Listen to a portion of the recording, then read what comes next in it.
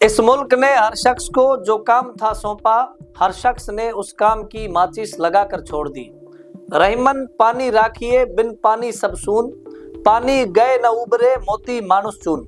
जब खेत सूख जाए और किसान पानी को तरसे तो क्या इसे सुशासन कहेंगे? लेकिन राजस्थान की भजनलाल सरकार का हाल कुछ ऐसा ही है। सरकार लाख वादे करती है।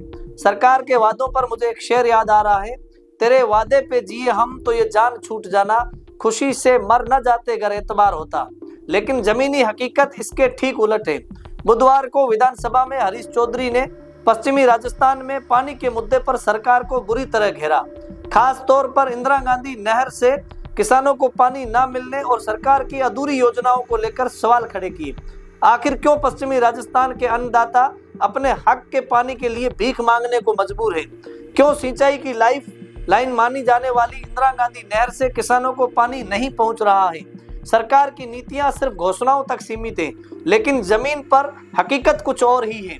इस लापरवाही की कीमत किसान और आम जनता चुका रही है। हरीश चौधरी ने विधानसभा में साफ कहा कि सरकार की योजनाएं कागजों में तो शानदार दिखती हैं, लेकिन हकीकत में ये योजनाएं दम तोड़ चुकी है। राजस्थान के गांव और खेतों में सूखा पड़ा है, लेकिन सरकार सिर्फ आंकड़ों की बाजीगरी कर रही है। किसानों को सिंचाई के लिए समय पर पानी नहीं मिल रहा है।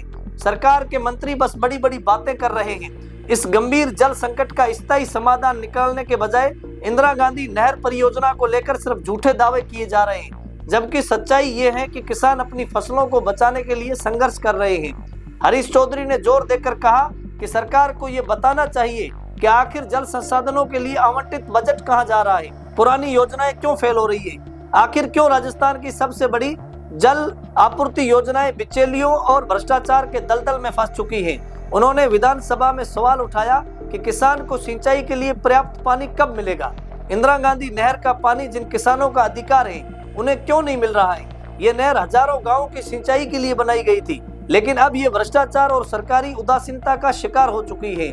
राजस्थान सरकार न तो नई योजनाओं पर काम कर रही है, न ही पुरानी योजनाओं को दुरुस्त कर रही है। वाटर सप्लाई स्कीम्स में घोटाले हो रहे हैं, नहरों और पाइपलाइनों की मरम्मत तक नहीं हो रही है और जनता से झूठे वादे किए जा रहे हैं। क्या ये सरकार सिर्फ दिखावे के लिए बैठी है या फिर किसानों और आम जनता के लिए काम करेगी? हरीश चौधरी ने कड़े शब्दों में चेतावनी दी कि अगर सरकार ने जल संकट और सिंचाई योजनाओं की अनदेखी बंद नहीं की तो जनता का गुस्सा जल्द ही सड़कों पर फूटेगा। राजस्थान की जनता को सिर्फ वादों की नहीं बल्कि ठोस काम की जरूरत है, और अगर सरकार इसे नजरअंदाज करेगी तो जनता सत्ता बदलने में देर नहीं करेगी। आज के लिए इतना ही। कल फिर मिलेंगे किसी नई खबर के साथ। आप देख रहे हैं द बवाल। शुक्रिया।